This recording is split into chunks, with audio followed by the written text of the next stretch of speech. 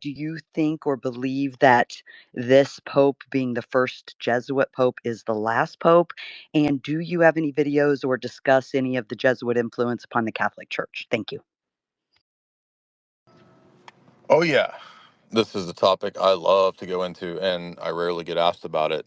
So, the greatest book for this is actually written by a traditional Roman Catholic. His name is David Wimhoff, and he wrote an 800-page book called uh, John Courtney John Courtney Maury, Time Life Magazine, and the Doctrinal Warfare Proposition. CIA's influence in the Catholic Church using the Jesuits, particularly John Courtney Murray. That's obviously more of a 20th century analysis, particularly Vatican II and the post Vatican II era soft power usage of the Catholic Church by the American deep state. It's a really, really well researched, well referenced. I mean, it has, I think, 800 footnotes. So Wemhoff's book is probably the best, absolute, perfect book on the topic. I have lectured about 7 or 8 hours on that book on my YouTube channel. And so if you just look up Jesuits, CIA, OSS, Wim Hof, you'll get all of those. Another good book on this is Operation Gladio by Paul Williams, who is also a Catholic who I think is a history professor. He wrote on this, and I think he's kind of pretty much done with Catholicism after he went deep into the Gladio rabbit hole. But Gladio also is adjacent to all this through the Jesuits too. It's not explicitly about Jesuits, but it's about the CIA's connection to the Vatican Bank and all that. Written by, and again, another Catholic who's not a quote conspiracy theorist; he's a professor. So those are two that deal more recently with that inroad to the Roman Catholic Church. I think that there's a lot of kind of low tier Seventh Day Adventist type people that are idiots. They think that the Jesuits run the world. That stuff's really stupid.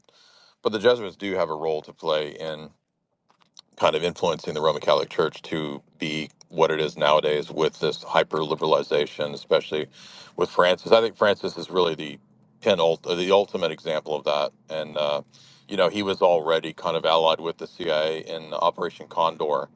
And it's so, if you follow his trajectory, it really there's no surprise there that he would, be friends with all the people from Davos. His mentor is one of Klaus's best friends from, World Economic Forum.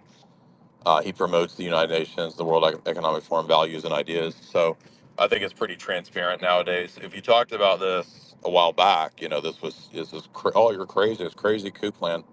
But all this stuff is actually pretty well documented. It was in all the geopolitical literature. It's just a lot of people don't know about it. I think that's more important than even the origins of Ignatius Loyola and the Jesuit order. I mean, all that stuff's interesting. It's fascinating, and they have a curious history. I wouldn't be surprised if Ignatius's model of spiritual exercises wasn't borrowed from his esoteric days. Um, so, for those that don't know, uh, Ignatius Loyola, before he converted to Catholicism, was involved in some kind of esoteric group. Um, they weren't the Illuminati, but they called themselves something like the Illuminados or the Enlightened Ones or something like that.